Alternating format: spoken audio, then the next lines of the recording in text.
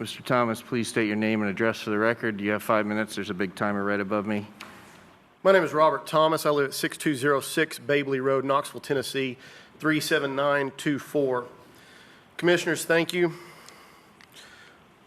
But who I really need to thank are the people of Knox County. It is the people of Knox County who have allowed me to come and speak here this evening. After all, this is their forum. They created this forum. It exists solely by their will.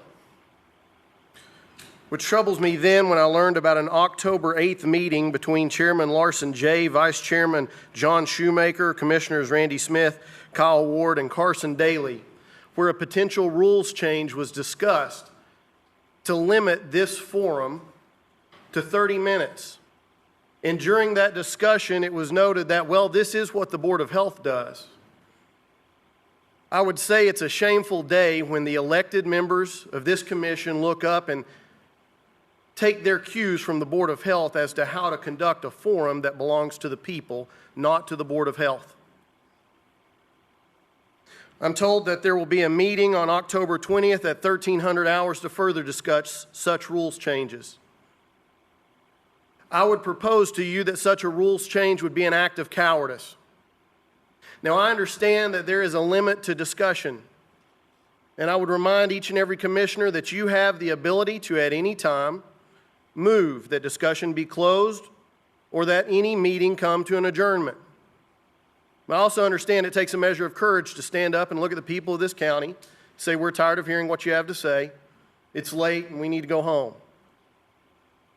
But if your convictions stand, you'll have that courage. And this rules change would be an act of cowardice.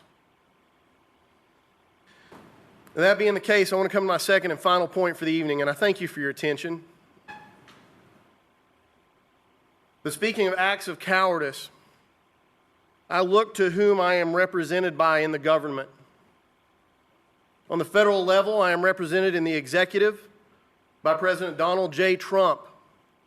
I am represented in the legislature by Mrs. Marsha Blackburn, Mr. Lamar Alexander, and the Honorable Mr. Tim Burchett, who once stood here among us. Should any of those forfeit their duty of governance and by an act of cowardice allow power to be shifted to an unelected group of people who would, without the consent of the governed, enforce a rule of law, then I, by every legal recourse I have, actively seek to make sure that they never held public office again. I am represented at the state level by Ms. Massey, Mr. Wright, in the legislature, in the executive, Mr. Lee. And perhaps such an act of cowardice has already occurred where they allowed power to be shifted to an unelected board whereby rule of law was usurped over the people without their consent.